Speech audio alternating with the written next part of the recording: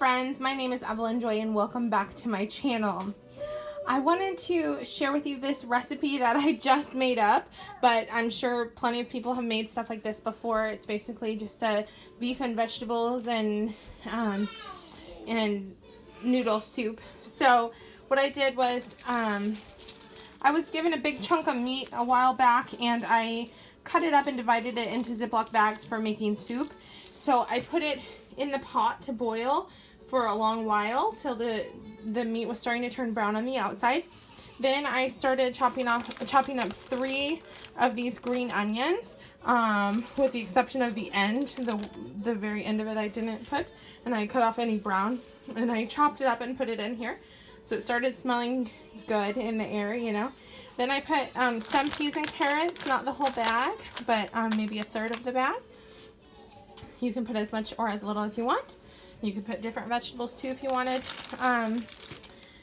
Then I started adding in some oregano and some garlic salt.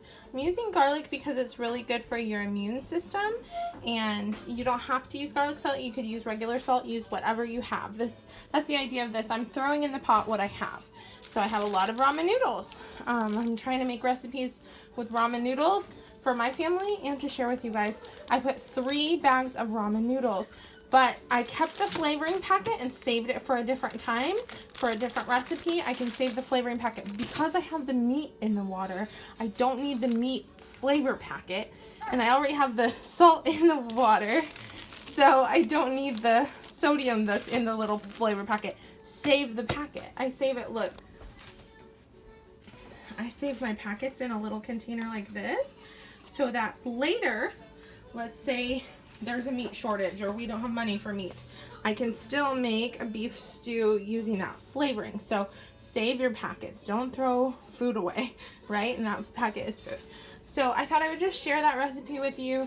I didn't get to show you me making it, but I even, you know, some of the water has boiled away. I even could add some more water here. Oh, at one point when the meat was really browned, I took it out on my cutting board and I chopped it up, diced it into little cubes of meat that is now in the soup. And at that point is when I put the noodles in. You don't want to put the noodles in too early because then they get too mushy. You want them to be this consistency, not falling apart. And since my kids are little, I broke up the noodles before I put them in. That's my 2 cents. Let me know in the comments your favorite recipe with ramen noodles. Have a great day. Bye.